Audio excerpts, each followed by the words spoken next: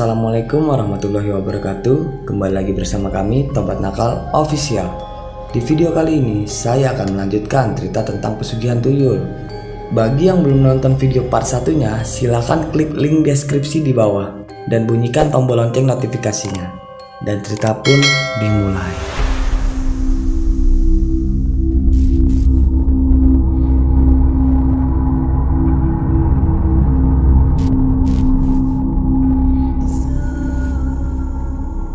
Surti memandang si tuyul dengan perasaan haru. Baru kali ini Surti mempunyai uang sebanyak itu. Semua berkat si tuyul. Surti melempar senyum tulus kepada si tuyul. Makhluk kecil itu menanggapinya dengan perasaan gembira. Matanya berbinar lebar, dan dia berjingkrak-jingkrak mendekati Surti dengan manja. Maman mengusap kepala gundul si tuyul sebagai ungkapan terima kasih, karena dia baru pertama melihat istrinya sebahagia itu. Sementara Surti berusaha memunculkan perasaan sayang di dalam hatinya. Karena kata suaminya yang mendapat pesan dari sang dukun, makhluk yang diangkat menjadi anak asuhnya memang ingin disayang seperti anak kecil. Apalagi dia terbuang dari orang tua biologisnya karena menjadi korban aborsi. Surti tak segera menyusui si tuyul sebagaimana harapannya. Dia menggendong bocah itu untuk mandi. Setelahnya diajak sang tuyul itu ke kamar dan didekatkan aneka mainan di atas kasur. Surti meninggalkannya bermain sendiri. Dia kembali ke teras menyusul suami dan anaknya yang sedang bercengkrama. Bapak kan baru pulang dari kota. Pasti uangnya banyak. Ayu kan kepengen dibelikan sepeda baru kayak Indah, Dina, juga Susi. Mendengar perkataan itu, Maman dan Surti hanya saling pandang. Tak lama Surti memberi isyarat sebuah anggukan. Malam hari pun tiba. Maman bersama istri dan anaknya makan malam. Makan malam kali ini terasa lebih nikmat. Ada nasi putih yang masih hangat, tempe goreng, sayur kangkung, dan sambal terasi. Maman makan sangat lahap.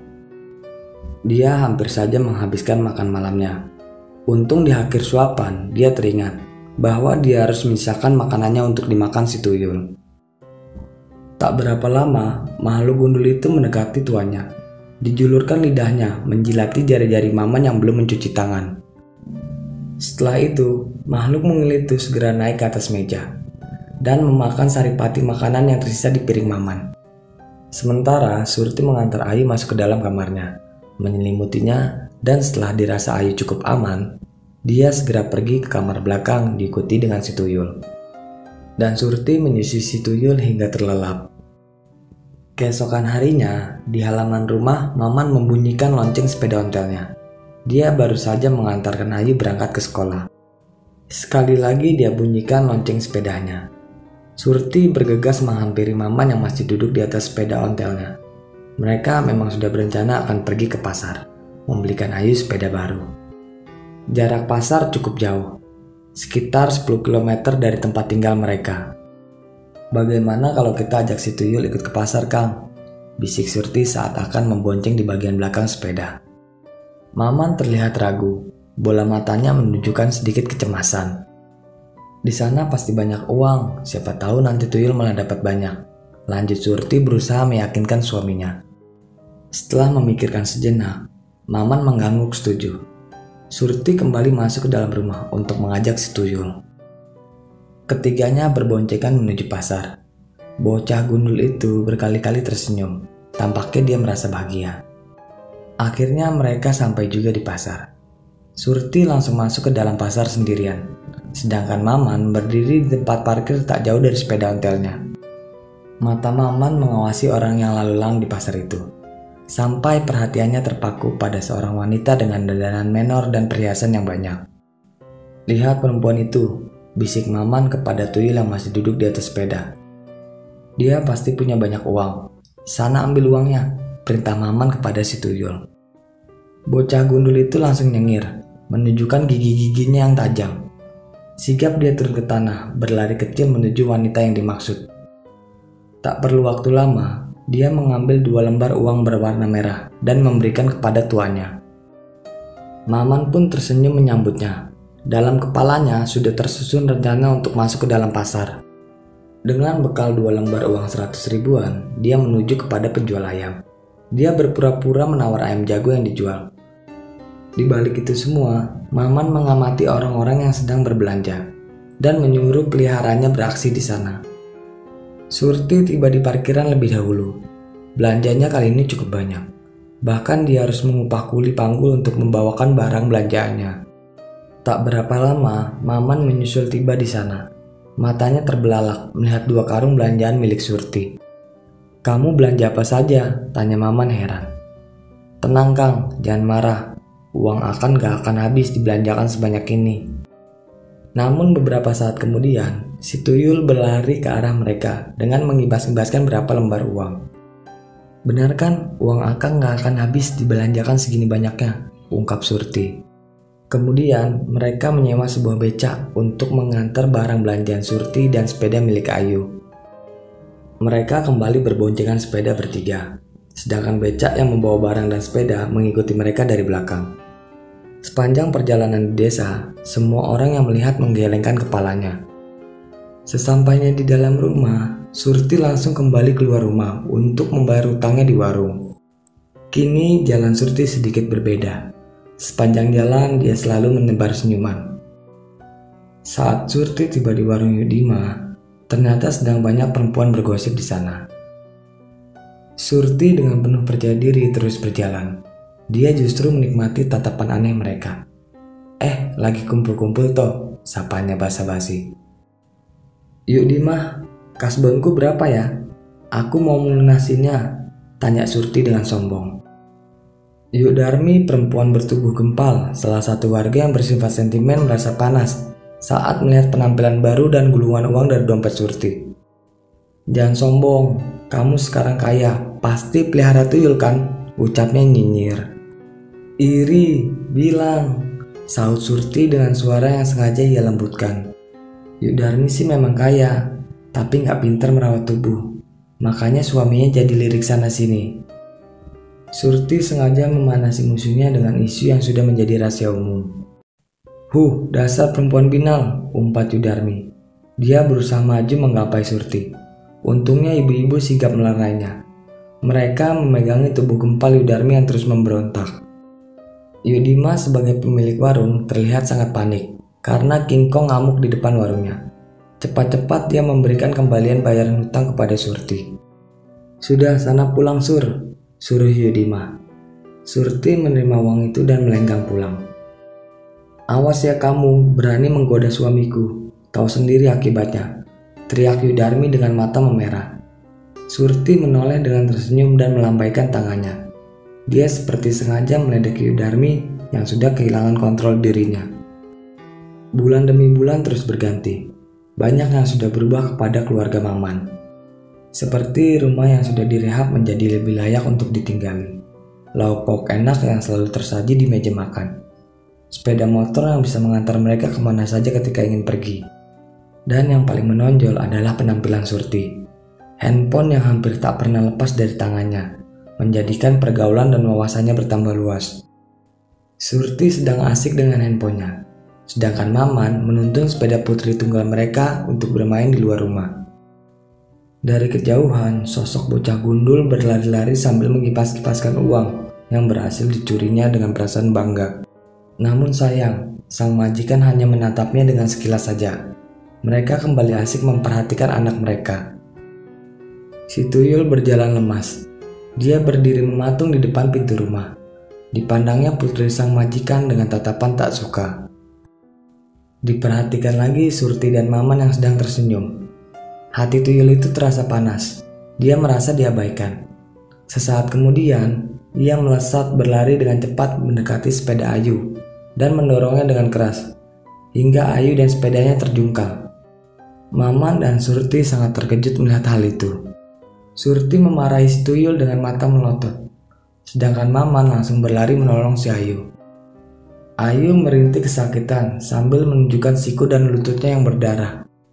Malam harinya, Surti enggan menyusui si tuyul. Dia lebih memilih menemani Ayu di kamarnya, apalagi badan Ayu sangat panas. Tanpa sepengetahuan Surti, tuyul mengintip dari lubang kunci. Dia tertunduk lesu. Dia merasa cemburu karena sang majikan lebih menyayangi Ayu daripada dirinya. Tiba-tiba Ayu muntah-muntah. Semua pakaiannya menjadi basah. Setelah melepaskan pakaian Ayu dan menutupnya dengan sarung, Surti pergi ke belakang hendak mengambil air untuk menyekap putrinya. Namun saat kembali ke kamar, dia sangat terkejut melihat si tuyul sudah duduk di atas perut Ayu dengan kedua tangan mencekik lehernya. "Tolong, tolong!" teriak Surti panik. Baskom yang dibawanya terjatuh begitu saja, dan airnya tumpah menggenangi lantai kamar Ayu. Tuyul itu tiba-tiba berubah menjadi beringas. Surti mencoba menarik tangan tuyul itu agar terlepas, namun cengkeramannya justru semakin erat. "Lepaskan, lepaskan!" Bentakan Surti sama sekali tak dihiraukan oleh si tuyul. Ayu semakin kehabisan nafas. Dia sempat menggelepar sebentar, kemudian tak lagi bergerak. Menyadari musuhnya sudah tak bernyawa, si tuyul segera melepaskan cengkeramannya. Dia meloncat kegirangan dan menari di atas kasur. "Ayu, Ayu!" Surti mengguncang-guncang tubuh putri semata wayangnya. Jarinya ia dekatkan kepada lubang hidung, namun tak ada tanda-tanda hembusan napas di sana. Hati Surti seperti tersayat. Ada perih yang tak bisa diungkapkan dengan kata-kata. Dipeluknya tubuh sang putri yang tak lagi bernyawa. Seketika air matanya membasahi pipinya. Lalu dia bangkit dan meradang. Matanya memerah menatap tajam pada bocah gundul yang masih meloncat dan tertawa gembira. Telunjuk Surti menunjuk tepat ke arah tuyul dan berkata, "Puas, sudah puas kau membunuh anakku. Dasar setan, pergi sana. Tak sudi aku merawat dan mengasuhmu lagi. Laknat." Keesokan harinya, mereka merawat jenazah dan mempersiapkan pemakaman anak semata wayangnya itu. Para pelayat datang silih berganti. Surti dan Maman sibuk menemui para tamu. Tuyul semakin merasa diabaikan. Apalagi Surti seolah tenggelam dalam kesedihannya. Matahari pun mulai tenggelam. Tak ada lagi pelayat yang datang. Namun Surti masih berkabung. Dia sangat bersedih kehilangan putri kesayangannya. "Sudah berapa malam kau tidak ke kamar belakang?" ucap Maman sambil mengelus kepala istrinya. "Kalau waktu boleh diputar, Kang, aku tak menginginkan bocah gundul itu. Aku ingin Ayuku kembali." Tangis Surti kembali pecah. Maman memahami perasaan istrinya.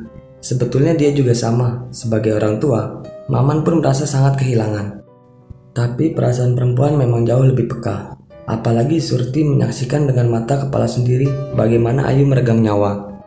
"Baiklah, toh dia tidak akan ikut kita seumur hidup." Maman berusaha menenangkan Surti.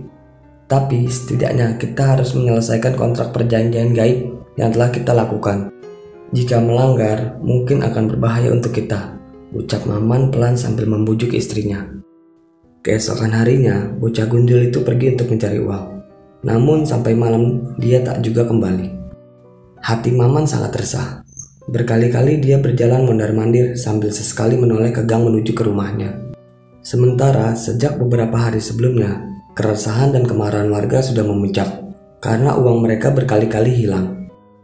"Kalau sampai aku temukan pemilik tuyul itu, rasanya pengen kupukuli," kata Kang Parno saat bertamu ke rumah Dono yang baru pulang kampung dari kota. Gigi lelaki itu gemeretak. Tubuh tegapnya yang bertato meninju meja kayu hingga berbunyi. Ketara sekali kegusaran lelaki setengah preman itu. "Sabar, Kang," ucap Dono terkekeh melihat reaksi Kang Parno. "Sabar gimana? Cari uang susah-susah kok malah dicuri tuyul," ungkap Kang Parno. "Tapi kita nggak boleh asal tuduh, Kang." "Lah, ya pasti nggak meleset. Lihat saja Maman, itu dulu kere, mau makan aja susah. Coba lihat sekarang. Dia bisa kaya mendadak dari mana kalau bukan pesugihan?" "Tenang, Kang, ini Mas Galih. Dia lumayan paham dunia supranatural," kata Dono sambil menepuk lengan tamunya. "Mudah-mudahan Mas Galih bisa bantu kita," ungkapnya. "Apa yang bisa saya bantu?" tanya laki-laki yang diperkenalkan Dono dengan sebutan Mas Galih. Kang Parno menggaruk-garuk kepalanya yang tak gatal. Dia sedang berpikir hukuman yang pantas untuk seorang pencuri. "Cukup ditangkap lalu dibuang saja ya, biar desa kalian aman," ungkap Mas Galih. Percakapan selanjutnya, Mas Galih menunjukkan cara untuk mengecoh si tuyul. Dengan cara menaruh baskom berisi air di depan rumah, lalu ditaruhkan beberapa ekor yuyu untuk bermain si tuyul. Hal itu digunakan untuk mengecoh si tuyul agar tidak mengambil uang di rumah tersebut. Kang Parno kemudian memberitahu beberapa warga yang sering kehilangan uang untuk melaksanakan cara itu. Benar saja cara yang diungkapkan Mas Galih kepada warga desa. Keesokan harinya, salah seorang warga memergoki si tuyul sedang bermain yuyu di ember jebakan. Merasa sudah dipergoki, bocah gundul itu menoleh. Dilihatnya ada orang dewasa tengah mengawasinya. Dia segera meletakkan mainannya dan melesat pergi. Lari si tuyul sangat cepat. Kedua orang itu kewalahan dibuatnya. Namun mereka berusaha membuntuti dari belakang. Cukup lama mereka berlari. Sampai akhirnya makhluk astral itu menghilang, menembus dinding rumah Maman. Kedua orang yang melihat hal kejadian itu langsung menuju ke rumah Kang Parno. Sekilas dia menceritakan apa yang dialaminya. Kemudian Kang Parno mengantarnya ke rumah Dono untuk berbicara kepada Mas Gali. Baiklah, kita sudah tahu siapa target kita. Kebetulan ini malam Selasa Kliwon. Nanti saat tengah malam kita bisa beraksi. Singkat cerita, tepat tengah malam, Mas Gali, Dono, Kang Parno, dan beberapa warga menuju rumah Maman. Semua diam berusaha tak menimbulkan kegaduhan. Mas Gali sudah berada di depan pintu rumah Maman. Dia mulai mengunyah jahe, bawang putih jantan, bangle hingga halus. Yuyu dan bunga mawar yang diikatkan pada sutas tali mulai digoyang-goyangkan. Mulut Mas Gali berkomat-kamit membaca doa-doa. Beberapa kali dia menyemburkan sesuatu yang dikunyahnya tepat di depan pintu masuk rumah Maman. Beberapa warga yang ikut ke sana menahan napas. Dengan perasaan berdebar, mereka menunggu apa yang akan terjadi di depan mata mereka. Setelah ditunggu beberapa saat, tiba-tiba hadir di depan Mas Gali sesosok bocah berkepala gundul menembus pintu. Bocah itu nyaris tanpa busana, hanya memakai popok untuk menutupi bagian vitalnya saja. Dengan cepat, Mas Gali menangkap dan menggenggamnya. Mas Gali segera beranjak dari tempat itu. Dia berjalan sangat cepat seperti terburu-buru. Warga yang penasaran membuntuti Mas Gali sampai ke rumah Dono. Sesampai di rumahnya Dono, Mas Gali mengambil botol dan memasukkan tuyul itu ke dalamnya. Setelah beberapa saat merapalkan doa-doa, Mas Gali dan beberapa warga pergi ke sungai untuk melarung botol yang berisikan tuyul itu. Dan keesokan harinya, Surti dan Maman diusir dari desa itu, dan cerita pun selesai. Bagi teman-teman yang sudah menonton video ini sampai habis, saya ucapkan terima kasih banyak. Wassalam.